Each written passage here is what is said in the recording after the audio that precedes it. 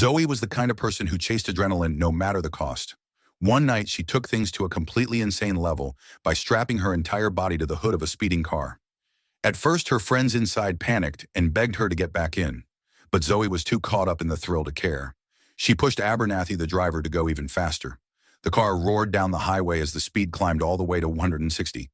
Zoe held onto the straps with everything she had, screaming with excitement while risking her life for the ultimate rush. Eventually, the fear inside the car started turning into excitement. The girls who had been terrified moments earlier slowly got swept up in the chaos too. But none of them realized their reckless stunt had already attracted the attention of someone truly dangerous. Watching from a distance was a deeply disturbed man named Mike. The moment he saw Zoe helplessly exposed on the hood of the car, a twisted smile spread across his face. Just the day before, Mike had already shown how sick he really was. He had spotted a young woman relaxing inside a parked car, with her feet hanging casually out the window. After making sure nobody was around, Mike intentionally dropped his keys near the vehicle just to create an excuse to get closer. Taking advantage of the moment, he touched the girl's foot while she rested with a sleep mask covering her eyes. The longer he lingered there, the more confident and disturbed his behavior became. The girl quickly realized something was wrong, but before she could react properly, Mike had already grabbed his keys and disappeared. Later that night, Mike ended up at a nearby bar. Once a professional stunt driver, Mike had spent years pushing himself to the edge of death at insane speeds. Somewhere along the way, his obsession with danger completely destroyed his mind. As he sat inside the bar, his eyes locked onto two young women across the room. The way he stared at them made his intentions painfully obvious. In his mind, they had already become his next targets. But before he could approach them, a girl named Lana suddenly walked over and started talking to him. The scars on Mike's face immediately caught her attention, and she became fascinated after learning he used to be a stunt driver. Lana herself was addicted to adrenaline, and the idea of riding with someone like Mike excited her instantly. Without realizing the danger she was stepping into, Lana eagerly followed him, hoping he would give her the most thrilling ride of her life. Mike could hardly believe how easy it had been. Lana had walked straight into his trap without suspecting a thing. As he looked at her, the twisted thoughts inside his head only grew darker. To him, this was no longer just a ride. It was the beginning of another hunt. Without wasting any time, Mike brought Lana over to his car and proudly showed off the vehicle he had heavily modified for high-speed stunts. Lana was completely fascinated and rushed to get inside. But the moment she opened the door, she froze in shock. The normal seats had been removed entirely and replaced with bare metal benches. There were no seat belts, no safety features, nothing that could protect anyone inside. Surprisingly, that only made Lana even more excited. The danger thrilled her, and she climbed into the car without hesitation, eager to experience something extreme. But the instant Mike slammed his foot on the gas, everything changed. The car exploded forward at terrifying speed. With nothing securing her in place, Lana's body was violently tossed around the interior every time the car turned or drifted.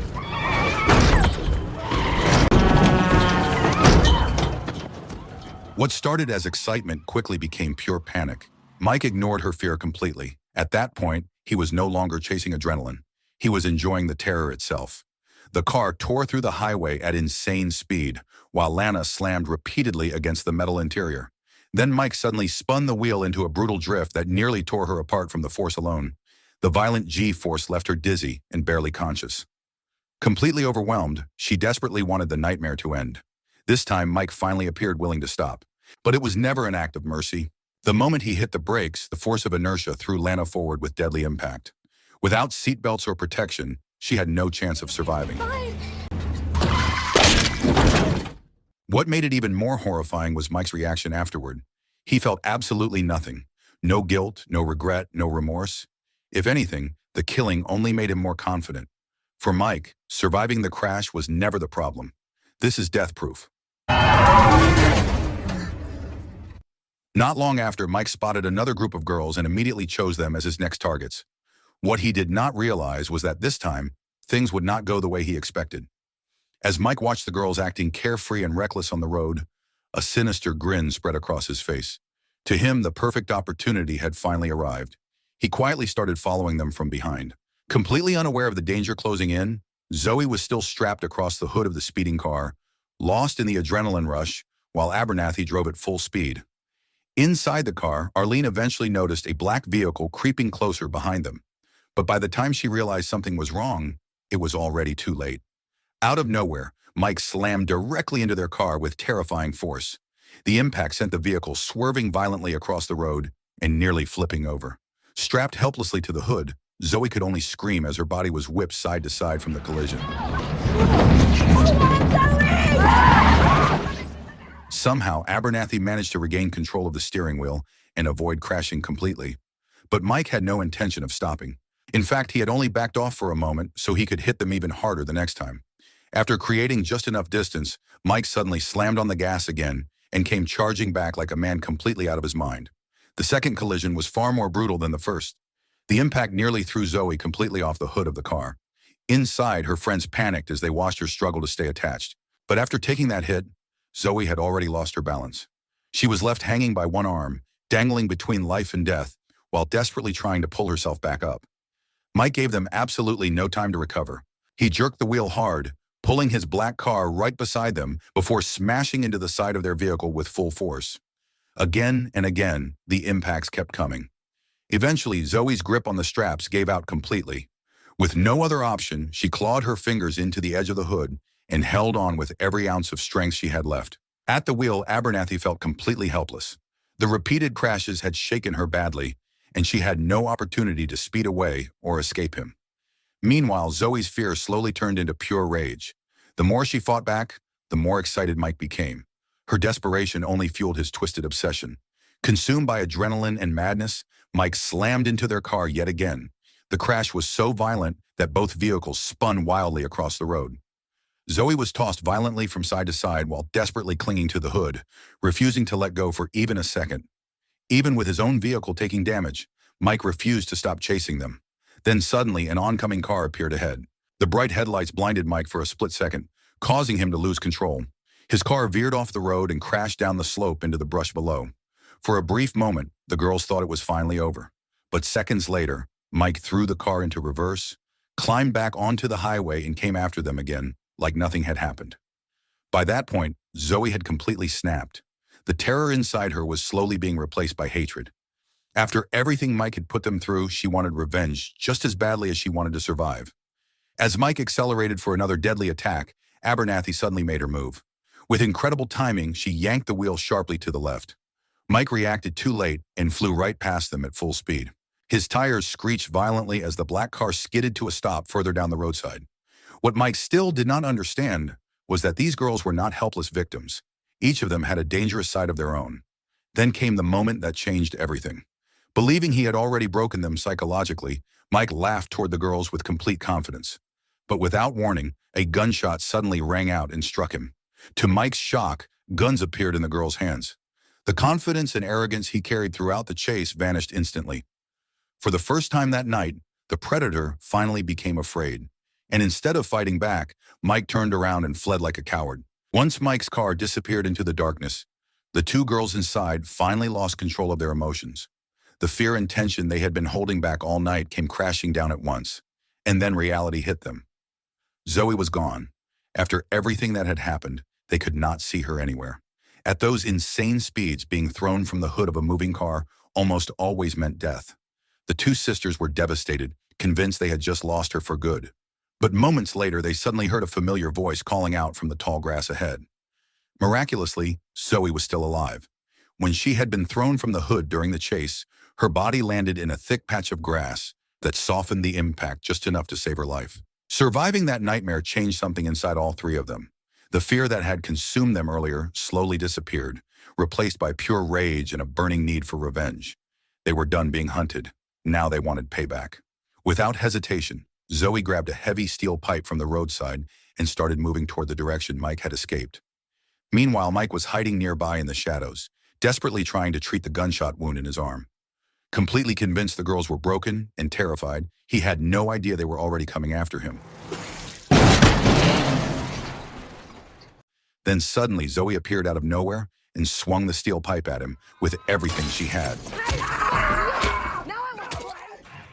The unexpected attack completely caught Mike off guard. For the first time, genuine fear hit him hard. He immediately abandoned what he was doing, jumped back into his car, and sped away. But after everything they had suffered, the girls had no intention of letting him escape. They wanted him to experience the same fear and helplessness he had forced onto them. Not long after, the girls caught back up to Mike on the highway. This time, the roles had completely reversed.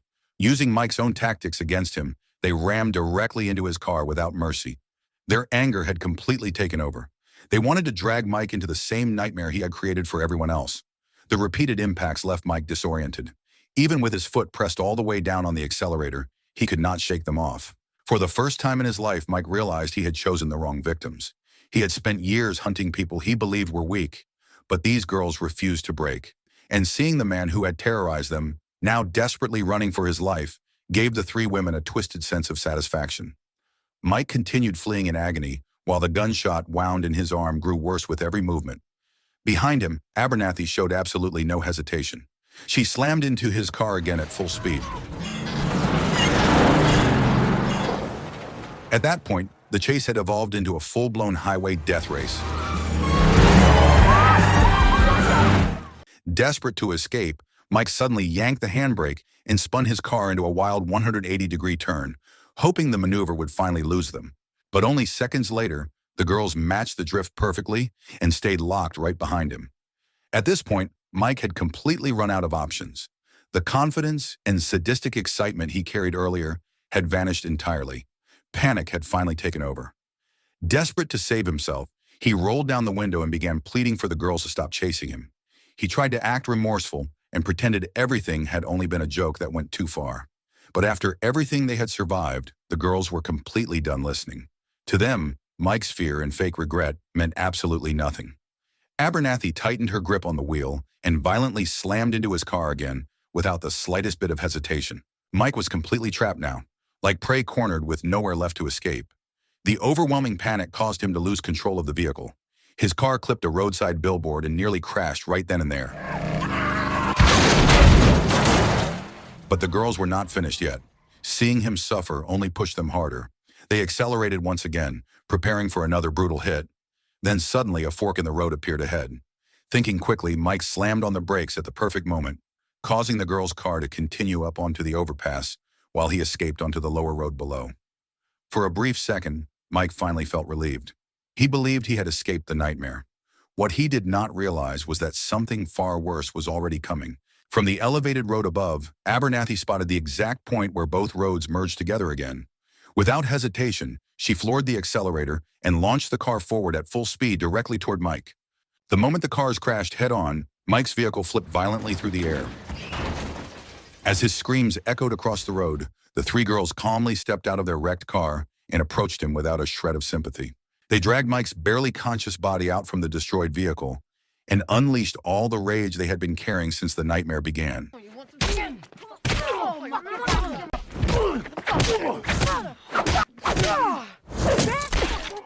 By the time they finished, there was almost nothing left of him. With their revenge finally complete, the three women abandoned Mike's broken body in the desert and walked away without looking back.